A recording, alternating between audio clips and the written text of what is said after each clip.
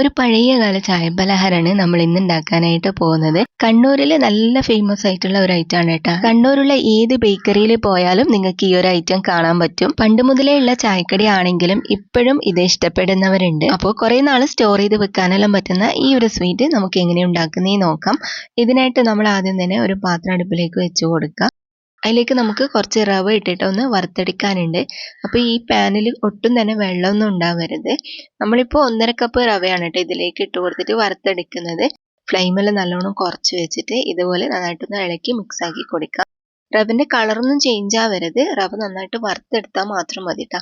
കുറച്ച് സമയം നന്നായിട്ട് വറുത്തെടുക്കുക. എന്നിട്ട് അപ്പോൾ തന്നെ നമ്മൾ വേറൊരു പാത്രത്തിൽ മാറ്റി വെക്കണം. ആ പാത്രത്തിൽ തന്നെ വെക്കുമ്പം ഇത് കുറച്ചും കൂടി റോസ്റ്റ് ആയി പോകും കേട്ടോ. അപ്പം നമ്മൾ വറുത്ത് കഴിഞ്ഞാൽ അപ്പോൾ തന്നെ വേറൊരു പാത്രത്തിലേക്ക് മാറ്റി വെക്കാം. ഇനിയിപ്പോൾ അതേ പാനിൽ തന്നെ നമുക്ക് പഞ്ചസാര ഇട്ട് കൊടുക്കാം. 1 കപ്പ് പഞ്ചസാര ഞാൻ ഇതിലേക്ക് ഇട്ട് കൊടുക്കുന്നുണ്ട്. ഇതിലേക്ക് നമുക്ക് 1 കപ്പ് തന്നെ തേങ്ങയും കൂടി ചേർത്ത് കൊടുക്കാം. പിന്നെ നമുക്ക് ഫ്ലേവറിനായിട്ട് കുറച്ച് ഏലക്കായ പൊടിയും കൂടി ചേർത്ത് കൊടുക്കാം. പിന്നെ ഒരു 1/4 കപ്പ് വെള്ളം കൂടി ഇതിലേക്ക് ചേർത്ത് കൊടുക്കുന്നുണ്ട്. എന്നിട്ട് നമുക്കിത് നന്നായിട്ട് തിളപ്പിച്ചിട്ട് എടുക്കാം. ഈ ഷുഗറെല്ലാം നല്ലപോലെ ഒന്ന് മെൽട്ടായിട്ട് വരണം. അതുവരെ നമ്മൾ ഇതേപോലെ ഒന്ന് ഇളക്കി കൊടുത്താൽ മതി. അപ്പോൾ ഇതാ നമ്മുടെ ഷുഗറെല്ലാം നല്ലോണം മെൽട്ടായിട്ട് വന്നിട്ടുണ്ട്. ഈ സമയത്ത് നമ്മൾ ഫ്ലെയിം കുറച്ച് വെച്ചിട്ട് നമുക്കിതിലേക്ക് റവ ചേർത്ത് കൊടുക്കാം. അപ്പോൾ ഇത് ഞാൻ റവ ഇതിലേക്ക് ഇട്ട് കൊടുക്കുന്നുണ്ട്.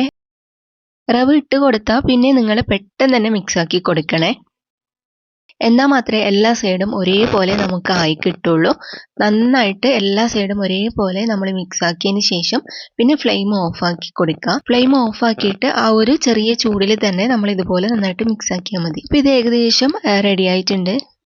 ഇനിയിപ്പോൾ നമ്മൾ കുറച്ച് നെയ്യ് ചൂടാക്കിയിട്ട് അതിൽ കുറച്ച് കിസ്മിസ് വറുത്തെടുത്തിട്ട് നമുക്കിതിലേക്ക് ഇട്ട് കൊടുക്കാം. നിങ്ങൾക്ക് വേണമെങ്കിൽ അണ്ടിപ്പരിപ്പും കൂടി ചേർത്ത് കൊടുക്കാം. ഞാനിപ്പോൾ കിസ്മിസ് മാത്രമേ ഇതിലേക്ക് ഇട്ട് കൊടുക്കുന്നുള്ളൂ. എന്നിട്ട് ഒന്നും കൂടി നല്ലപോലെ മിക്സ് ആക്കി എടുത്തതിന് ശേഷം നമുക്ക് കുറച്ച് എടുത്തിട്ട് ഇതുപോലെ ഉരുട്ടിയെടുക്കാം. പിന്നെ ഇത് ചെറിയ ചൂടോടെ തന്നെ ഉരുട്ടിയെടുക്കാൻ വേണ്ടിയിട്ട് നോക്കണേ. ചൂട് മൊത്തം തണിഞ്ഞു പോയാൽ നമുക്ക് ഇതുപോലെ ഷേപ്പായിട്ട് കിട്ടൂല. അപ്പോൾ അതുകൊണ്ട് നിങ്ങൾ ചെറിയ ചൂടോടെ തന്നെ ഇതേപോലെ നന്നായിട്ട് ഉരുട്ടിയെടുക്കാം. പിന്നെ ഉരുട്ടുന്ന സമയത്ത് ഇതുപോലെ ഇതിൻ്റെ മുകളിൽ ഒരു കിസ്മിസും കൂടി വെച്ചാൽ കാണാൻ നല്ല രസമുണ്ടാവും. അപ്പോൾ ഇതാ നമ്മുടെ അടിപൊളിയായിട്ടുള്ള തരിയുണ്ട റെഡി ആയിട്ടുണ്ട്. കണ്ണൂരിലെ ഫേമസ് ആയിട്ടുള്ള ഐറ്റമാണ്. കുറച്ച് നാൾ സ്റ്റോർ ചെയ്ത് വെക്കാനെല്ലാം പറ്റുന്ന നല്ല ടേസ്റ്റി ആയിട്ടുള്ള ഒരു സ്വീറ്റാണ്. അപ്പോൾ എല്ലാവരും ട്രൈ ചെയ്ത് നോക്കാം. അപ്പോൾ ഇതുപോലുള്ള നല്ല നല്ല റെസിപ്പികളായിട്ട് നമുക്ക് വീണ്ടും കാണാം.